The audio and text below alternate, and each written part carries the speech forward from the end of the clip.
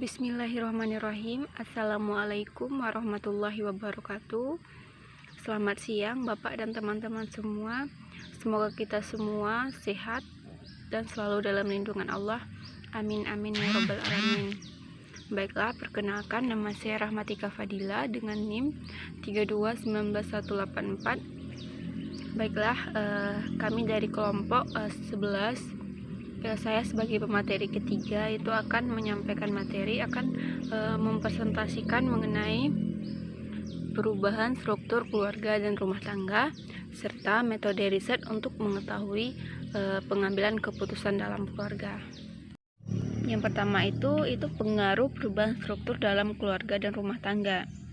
Jadi dalam memahami pengaruh struktur dalam keluarga dan rumah tangga ini, itu tuh dipengaruhi oleh keadaan apakah sudah menikah atau belum menikah dan keadaan dalam keluarga.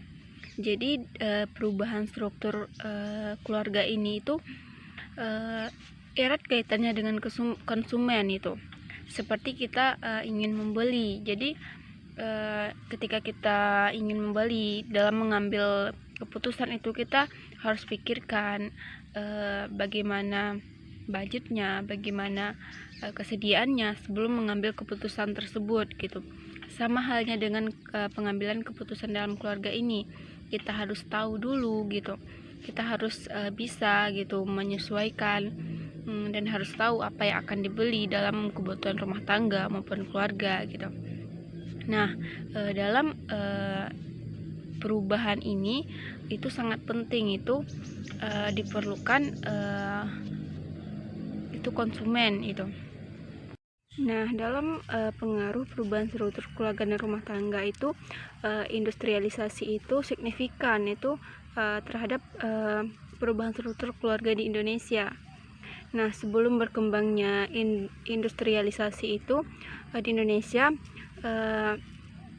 jumlah keluarga atau perubahan struktur keluarga itu sebelumnya itu terdiri dari keluarga besar itu terdiri dari nenek, kakek, istri, suami gitu.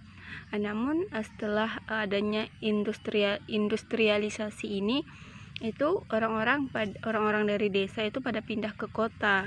Nah, jadi lambat laun keluarga besar itu lama-lama itu menjadi keluarga kecil karena adanya perpindahan itu dari desa ke kota gitu. Jadi dalam perubahan struktur dalam keluarga dan rumah tangga ini dipengaruhi oleh faktor menikah atau belum menikah serta faktor jumlah keluarga. Nah, jadi faktor jumlah keluarga ini berpengaruh itu pada proses perubahan dalam keluarga dan rumah tangga.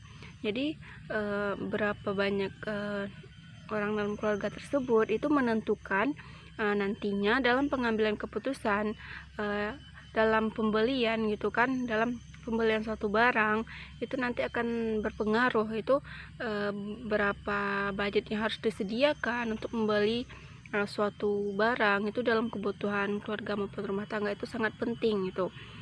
Jadi pengaruh sangat erat kaitannya itu dengan jumlah keluarga. Jadi dalam pengambilan keputusan, jadi kita tuh harus bisa meminimalisir pengeluaran dan pemasukan. Jadi di situ kita harus bisa menyeimbangkan, harus sesuai pengeluaran dan pemasukan gitu. Nah, itulah yang pengaruhnya erat kaitannya dengan perubahan struktur rumah tangga dan keluarga. Nah, poin kedua itu metode riset untuk mengetahui pengambilan keputusan dalam keluarga. Nah, dalam pengambilan keputusan dalam keluarga ini itu diperlukan pemikiran yang seimbang gitu. Jadi seperti dalam siapa yang akan mengambil keputusan pembelian, siapa yang akan memberi keputusan. Nah, itu sangat dipentingkan itu dalam pengambilan keputusan keluarga ditentukan gitu. Nah, jadi dalam metode-metode pengambilan keputusan dalam keluarga itu harus tahu, pertama itu tahap awal itu kepada siapa yang ditujukan. Yang kedua itu bagaimana gitu pembeliannya gitu. Nah, itulah materi yang dapat saya sampaikan. Salah dan janggal saya mohon maaf. Sekian dari saya. Assalamualaikum warahmatullahi wabarakatuh.